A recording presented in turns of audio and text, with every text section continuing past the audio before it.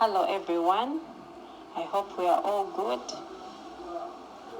I greet you all in the name of our Lord Jesus Christ and by the names of Mrs. Induhura Prudence, a servant of the Most High God. I worship from Mount Olive SDA Church, Nalia, and today I'm going to share with you the word of God and also my testimony. So before we start, let's humble ourselves for a word of prayer. Our loving Father, we want to thank you for your grace and mercy. We want to thank you for your protection and love. We pray that, Lord, you send your Holy Spirit to teach us today and that we are going to learn from you. We also pray, Lord, that you're going to forgive us our sins and cleanse us from all unrighteousness. Hide your face from our sins. Create in us new hearts and renew a steadfast spirit within us. Bless us once again according to your will, for we pray all this through Jesus Christ our Lord. Amen. So our study today comes from 1 Samuel chapter 1 verse 15. We are going to learn about Hannah, and our title today is Faith and Prayer, or Prayer and Faith, whichever you choose to say it.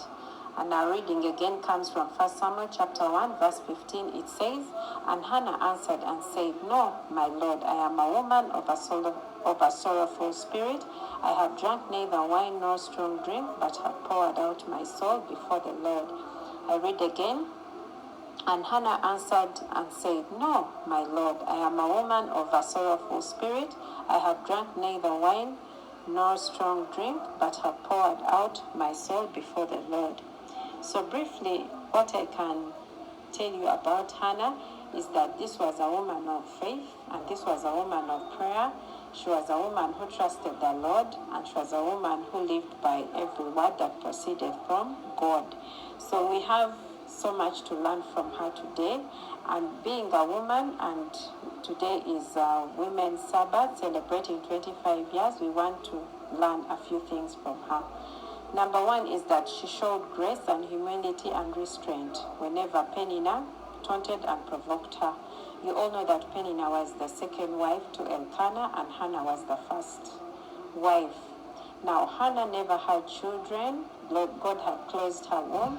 Peninnah had children, so Peninnah always used to taunt her and provoke her.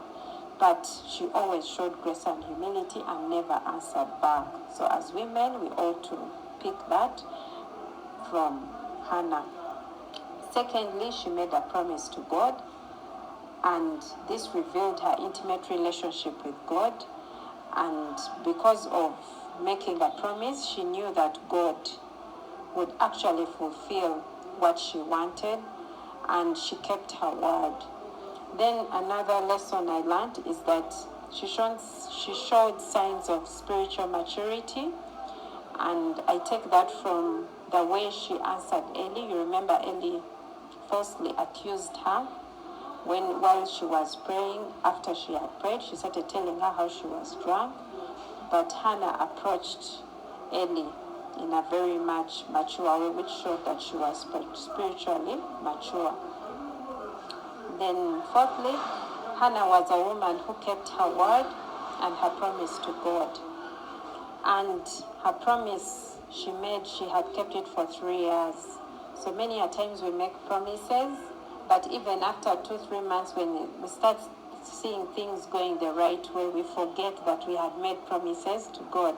But Hannah kept her promise for 3 years, which set her apart.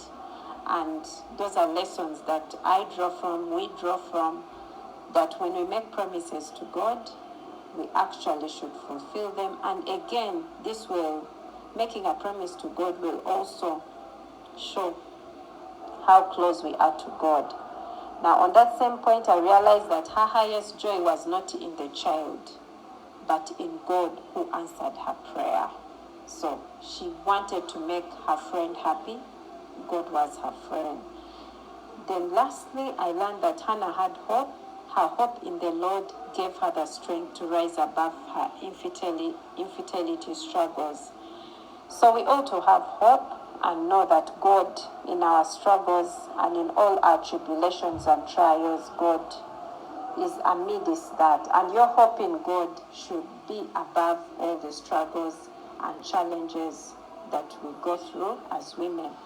So briefly, those are the lessons I pick up from Hannah and I wanted to share with you. Lastly, I want to end up with my testimony. Remember in August 2019, my husband came home with devastating news. He had lost his job. And when he told us that we are so lost and heartbroken as a family, because his income per month was sustaining us, and we were really, really down. But eventually, we resorted to prayer, and we started praying for a way out as a family, for another job and another income to come within the family. But when all that was being done, we went through a lot of challenges. We met a lot of challenges. And one of the things we are doing before he lost the job, we had applied for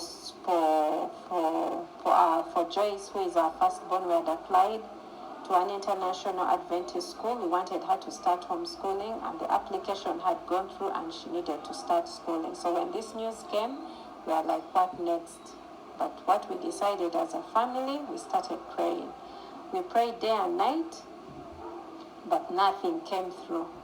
Until a friend at church saw me and asked me for my husband and said, why isn't your husband worshiping? Then in a nutshell, I explained what was going through in our home and what had happened.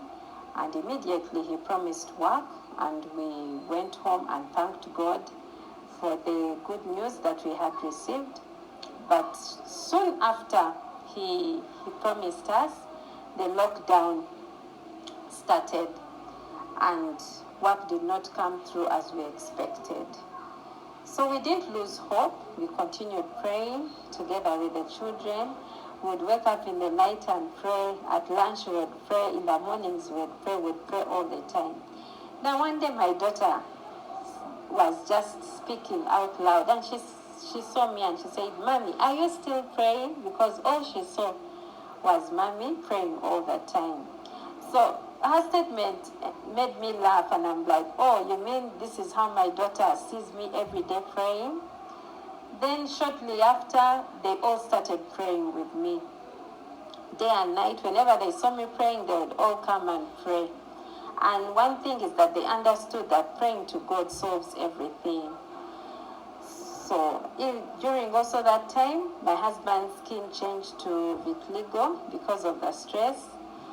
And the children did not lose hope. They kept praying and asking God for a miracle in the family. I remember my second-born, Jovia, told God that, please, you healed a man with leprosy. You can also heal my father with vitiligo and change his skin.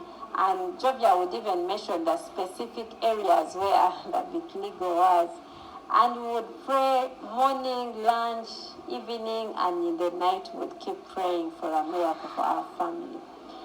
So finally, 8 months down the road, a friend called us and we received good news about a job, and also the skin started improving. It's coming back to normal. At least we thank God that it is 60% healed right now. So we are here to give God the glory. We are here to give you hope that even amid these challenges and hard times, God really comes through. So I want to thank God so much. I want to leave you with 2 scriptures. One is Philippians chapter 4, verse 6. It says, be careful for nothing, but in everything, by prayer and supplication with thanksgiving, let your requests be known unto God. And then also I want to leave you with 1 Samuel chapter 1, verse 15 that says, and Hannah answered and said, no, my Lord, I am a woman of a sorrowful spirit. I have drunk neither wine nor strong drink, but have poured out my soul before the Lord. So I leave you with a challenge today to pour out your soul before the Lord. Pray without ceasing and make all your requests known to God.